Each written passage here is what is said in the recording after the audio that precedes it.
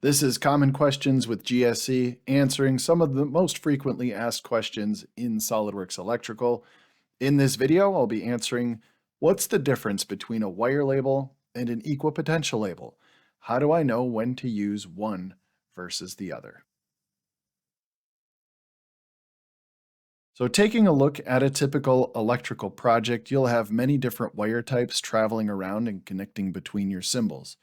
So the first thing to understand is, what is the difference between a wire and an equipotential? Well, starting in our SOLIDWORKS Electrical Wire Style Manager, each wire type will have two main marking systems, marking by equipotential or marking by individual wire. An individual wire in SOLIDWORKS Electrical has a single conductor with a start and end point. An equipotential might be a collection of separate wires, but they are all electrically on the same potential or on an equipotential. From a circuit numbering standpoint, you may number individual wires with a separate device tag, or you may number an equipotential where all the wires on that circuit have a common numbering scheme.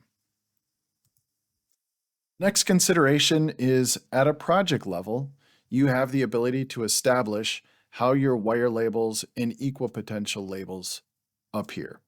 A wire label can be showing any number of variables and attributes for your wire information, and these can be customized to include your preferred outputs. So each of these can be modified, and you see here I've selected in mine to use the wire size and color, or if I'm using the equipotential label feature, the equipotential size and color.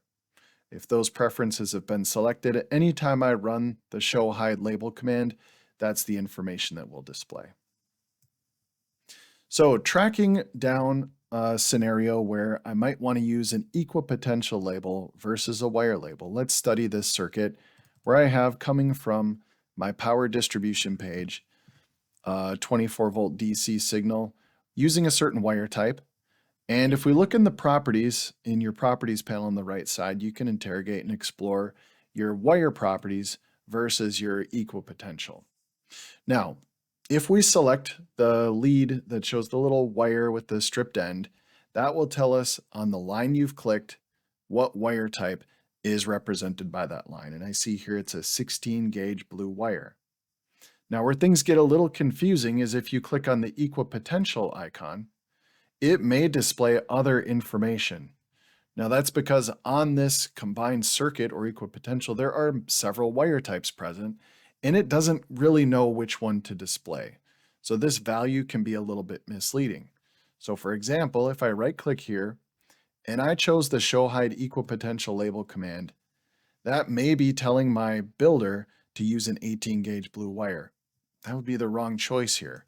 The reality is this is better purposed to show a wire label. In other words, show me the individual wire characteristics that this line represents. It's got a single wire. What are the properties of that wire? Not the more global equipotential values that that common circuit might possess.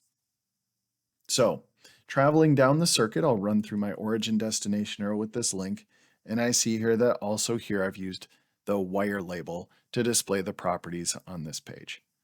Now, coming through this terminal, it's actually passing electrically. It's still a common circuit, or it's the same equipotential. And on the other side of this line, if I wanted to clarify the wire type here, again, I can use the show hide label command for that individual wire. Now, if we study the circuit to the right, and we look at each individual wire that that circuit contains, I see it's using an 18 gauge blue wire to attach from 0704S1 to 0704S2. So there's a wire going from here to here with an 18 gauge blue wire type. And selecting this line, I see the clarification of a wire going from here to here, and that's also an 18 gauge blue wire. Now, if I wanted to, I could show hide wire labels on all of these, but this is also an appropriate situation where I could use the show hide equipotential label because all of the wires on this circuit have the same properties, and displaying the equipotential is a fine selection in this case. So where there are multiple conductors present, The equipotential label may be misleading, and be cautious when using it. In those situations where there are multiple wire types on an equipotential, be sure you run the wire label command at a location where a single conductor represents properly what that label will display.